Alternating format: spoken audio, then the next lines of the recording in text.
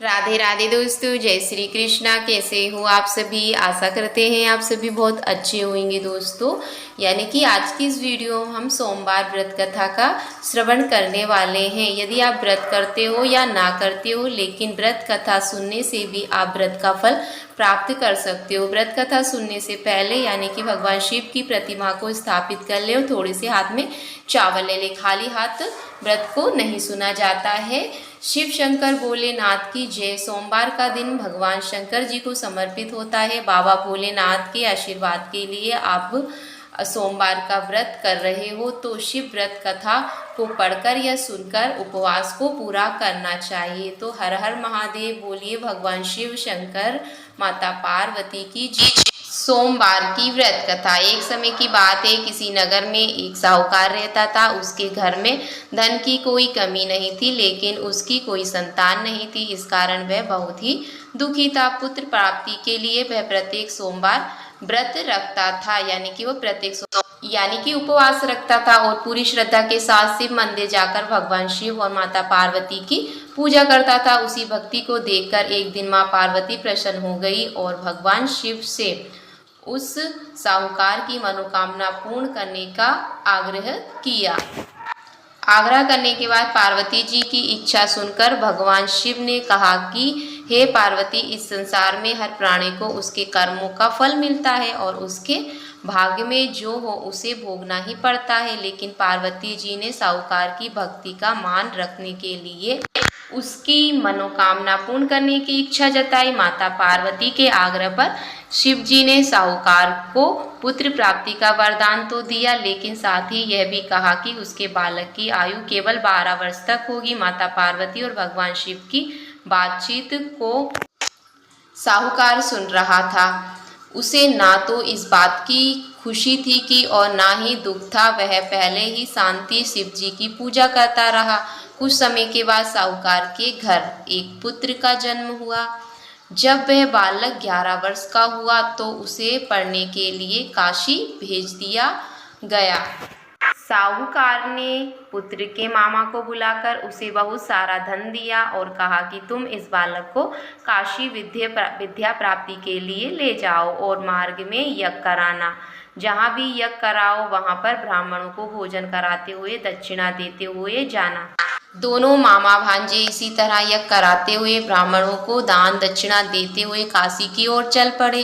रात में एक नगर पड़ा जहाँ पर नगर के राजा की कन्या का विवाह था, लेकिन जिस राजकुमार से उसका विवाह होने वाला था वह एक आंख से काना। राजकुमार ने के पिता ने अपने पुत्र के काना होने की बात को छुपाने के लिए एक चाल सोची। साहूकार के पुत्र को देखकर उसके मन में एक विचार आया कि उसने सोचा क्यों ना है इस लड़के को दूल्हा बनाकर राजकुमारी से विवाह करा दूं। विवाह के बाद इसको धन देकर विदा कर दूंगा और राजकुमारी को अपने नगर ले जाऊंगा। लड़के को दूल्हे के वस्त्र पहनाकर राजकुमारी से विवाह कर दिया गया, लेकिन साहूकार का पुत्र ईमानदार था। उसे ये बात न्याय संगत नहीं लगी।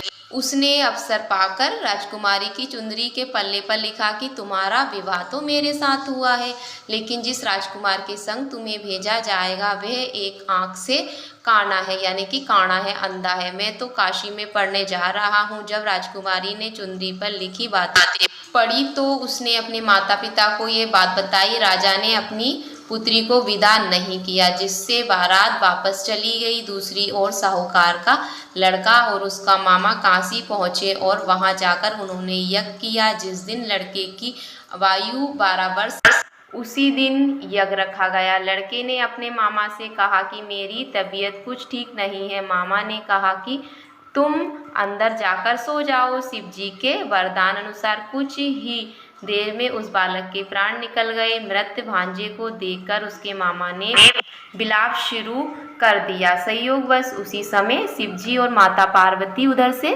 जा रहे थे। माता पार्वती ने भगवान से कहा कि स्वामी, मुझे इसके रोने का स्वर सहन नहीं हो रहा है। आप इस व्यक्ति के कष्ट को आवश्यक दूर करें। जबकि शिव जी मृत बालक के समीप गए तो वहाँ बोले कि यह तो उसी साहूकार का पुत्र है जिसे मैंने 12 वर्ष की आयु का वरदान दिया था। अब इसकी आयु पूरी हो चुकी है, लेकिन मातृभाव से विभोर माता पार्वती ने कहा कि हे महादेव, आप इस बालक को और आयु देने की कृपा करें, अन्यथा इसके वियोग में इसके माता पिता भी तड़प तड़प कर मर जाएंगे। माता पार्वती के आग्रह पर भगवान शिव ने उस लड़के को जीवित होने का वरदान दिया। शिव जी की कृपा से वह लड़का यानी कि जीवित हो गया और महल में जाकर उसकी खातिरदारी की, अपनी पुत्री को विदा किया। इधर साहूकार और उसकी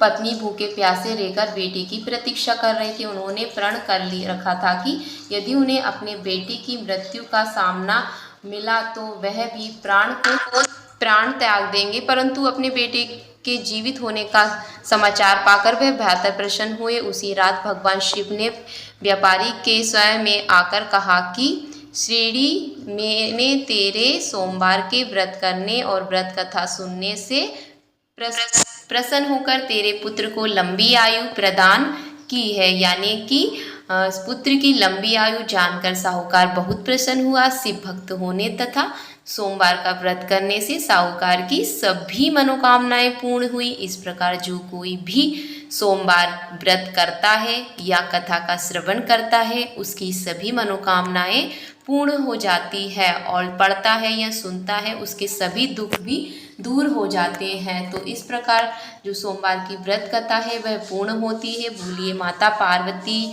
शंकर भगवान की जय। तो दोस्तों, वीडियो कैसी लगी? थोड़ी सी भी अच्छी लगी हो तो चैनल को सब्सक्राइब जरूर करिएगा, और जो हाथ में आपने कथा का श्रवण करते समय फूल और चावल लिए थे, भगवान शिव की जो प्रतिमा आपने रखी थी वहाँ पर आपको अर्पित कर देना है।